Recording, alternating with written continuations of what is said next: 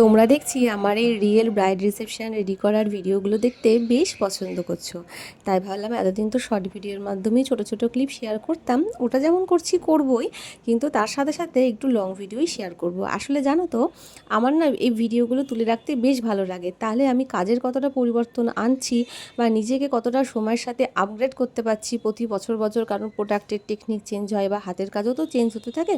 তাহলে সেগুলোও নিজেও একবার স্মরণ করতে পারবো যে আগে কেমন কাজ করতাম, আর ভিডিওগুলোও থেকে যাবে আর তোমাদের সাথেও শেয়ার করা যাবে। তোমরাও বুঝতে পারবে যে আমি কেমন সাজাই। দেখো, রিয়েল ব্রাইড রেডি করতে গেলে আমাদের তো সব রকমের সাথেই অ্যাডজাস্ট করতে হয়, কারণ সেখানে আমাদের প্রপার আলো থাকে না।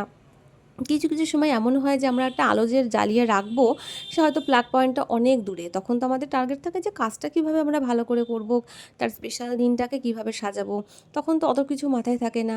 তারপরে বিয়েবাড়ির মধ্যে বুঝতে পারছো, সবার বাড়িতে একটা হুটোপাটির ব্যাপার থাকে।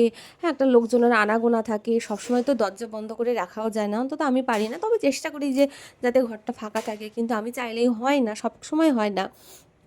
সব কিছু মাথায় রেখেই কিন্তু একটা ব্রাইড রিসেপশন রেডি করতে হয়, সেজন্য সব কিছু ক্লিপ হয়তো নেওয়া সম্ভব হয় না। তাও বোন আমার সাথে থাকে, সৌমি, তোমরা হয়তো জানো, সেখানে তো বোনের অনেক ভিডিওই আছে, তো বোনই আমার সাথে যায় আর ক্লিপগুলো শেয়ার করে দেয়। তো আমি আদার্স যে সোশ্যাল সাইটগুলো আছে তার পাশাপাশি আমি সেখানেও পোস্ট করি, তার পাশাপাশি আমি কিন্তু ইউটিউবেও তোমাদের সাথে এবার ভাবছি বড় ভিডিওগুলো শেয়ার করব। এই বোনটি আমার কাছে পার্টি মেকআপ সেজেছিল আগেরই মাসে, তো আজকে সেজেছি রিসেপশান পারপাস সেজেছে।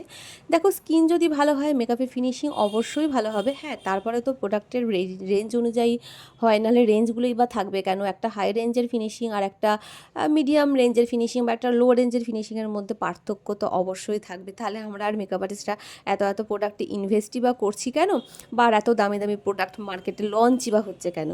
তো ভালো প্রোডাক্টের ফিনিশিং ভালো হবে, এটাও যেমন ম্যাটার করে, একটা মেকআপ আর্টিস্টের হাতের গুণও ম্যাটার করে, সেই সাথে সাথে ম্যাটার করে স্কিন। স্কিন যদি ভালো হয় অবশ্যই মেকআপের ফিনিশিং ভালো হবেই, এটা একদম সত্যি কথা। ওর কিন্তু স্কিনটা খুবই ভালো ছিল, যার জন্য মেকআপটা এতটা ফ্ললেস হয়েছে, এতটা গ্লো এসেছে। আর তার সাথে সাথে যেহেতু মেকআপটা হাই রেঞ্জের মধ্যে ছিল, আমি আর বলছি না যে ও কী প্রোডাক্টে সেজেছে, আমি মোটামুটি দেখিয়েছি, পরের প্রোডাক্টগুলো আর শো করা হয়নি। তো ভালো রেঞ্জের একটা মেকআপের ফিনিশিং ভালো হবেই, এটা তো একটা আমাদের কনফিডেন্স থাকেই। তো ওরকে সাজিয়ে আমার তো ভীষণই ভালো লেগেছে। তোমরা দেখে বলবে যে লুকটা কেমন হয়েছে। একটা মডার্ন রিসেপশন লুক ওকে আমি দিয়েছি, ওর চয়েসটা আমি জেনে নিয়ে। এবার তোমরা দেখে বলবে, আমাকে কিন্তু অবশ্যই কমেন্ট করে জানাবে।